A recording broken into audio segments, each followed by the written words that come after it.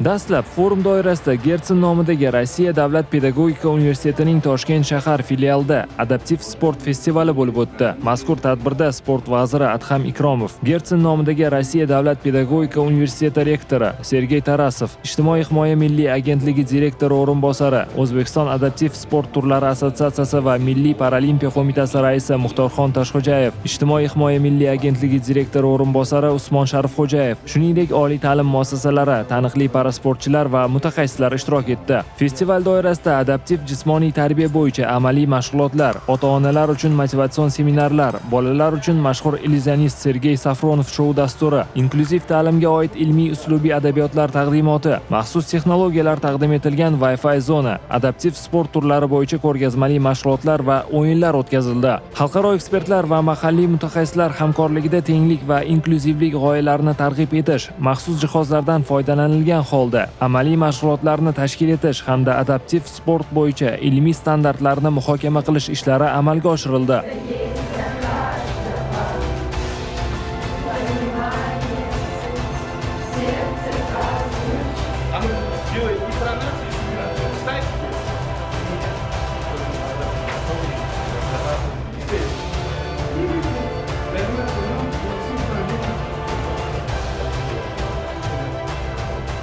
В первую очередь я восхищен и рад. Birinchi navbatda shuni aytmoqchimanki, bugungi tadbirni bunday bayramona va keng ko'lamli tashkil etilishi meni hayratga soldi va juda xursand qildi. To'g'risini aytsam, adaptiv xokkey bo'yicha bunday katta ishlar bunchalik tez va sifatli amalga oshirilishiga ishonmagandim. Lekin bugun ko'rib turibmizki, barcha ishlar biz kutgandan-da yuqori tempda davom etmoqda. Buning uchun O'zbekiston Milliy paralimpiya qo'mitasi hamda Ijtimoiy himoya milliy agentligiga o'z minnatdorchiligimni bildiraman. O'ylaymanki, bu yog'iga hamkorlikda yana yangi marralarni zabt etamiz.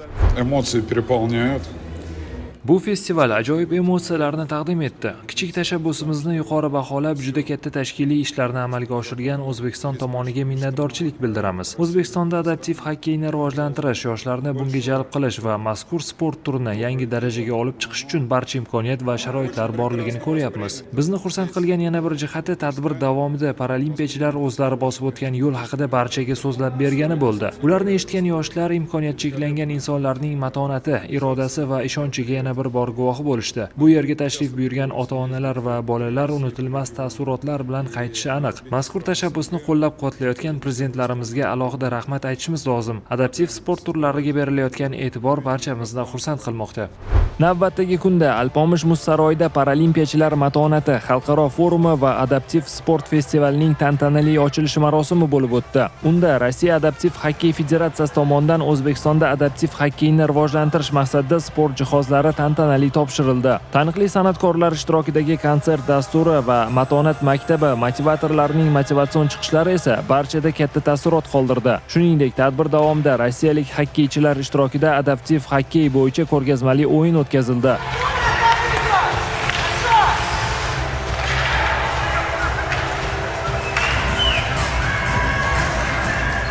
Сегодня второй день фестиваля адаптивного хоккея. Bugun adaptiv xokkey festivalining ikkinchi kuni. Bu tadbirlarga barcha tegishli tashkilotlar jalb qilingan. Bayram kabi o'tayotgan festival yoshlarga yangi imkoniyatlar eshigini ochmoqda. Biz bilan tashrif buyurgan mutaxassislar va sportchilar tomonidan master-klasslar o'tkazilmoqda. Kuni kecha bu yerga tashrif buyurgan ota-onalarni chetdan kuzatganimda shuni ko'rdimki, ularda umid va ishonch bor. Ular farzandini baxtli bo'lishlari uchun borlarini berishga tayyor va umid qilamanki, adaptiv xokkey bilan shug'ullanuvchilar soni tobora ortib boradi. Hamda imkoniyat cheklangan bolalar uchun bu yangi hayot va kelajakka ishonch beradi. Tadbirning so'nggi kunda Samarqand shahrida adaptiv sport festivali tashkil etildi. Unda Rossiya adaptiv xokkey federatsiyasi rahbariyati, trenerlari va sportchilar tomonidan mahorat darslari tashkil etildi. Shu kuni festivalga tashrif buyurgan samarqandlik maxsus maktab o'quvchilari adaptiv xokkey bilan yanada yaqindan tanishib, bevosita muz ustida o'zlarini sinab ko'rishdi. Bir so'z bilan aytganda, paralimpiyachilar matonati xalqaro forumi nogironligi bo'lgan ijtimoiy himoyaga muhtoj insonlarning matonati va hayotga intilishini yorituvchi, jamiyatda inklyuzivlik madaniyatini mustahkamlovchi va sog'lom turmush tarzini targ'ib qiluvchi muhim xalqaro maydonga aylandi.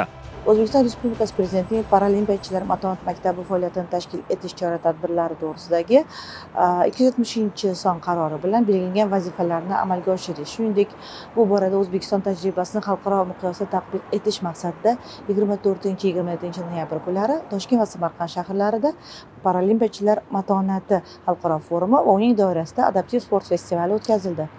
Mazkur tadbirlarda ko'zlangan asosiy maqsadlarimiz ijtimoiy himoyaga muhtoj va nogironligi bo'lgan shaxslarga barcha sohalarda teng imkoniyatlar yaratish, muvaffaqiyatga erishgan shaxslar orqali mazkur qatlamdagi insonlarni hayotga bo'lgan qarashlarini ijobiy tomonga o'zgartirish, adaptiv sport turlarini rivojlantirish va ommalashtirish hamda sport orqali ularni jamiyatga integratsiya qilishni qo'llab-quvvatlash hisoblanadi. Forum va festivalda qator xorijiy davlatlardan paralimpiya sportchilari, xalqaro ekspertlar, sport sohasidagi mutaxassislar, shuningdek davlat idoralari va jamoat tashkilotlari vakillari ishtirok etishdi.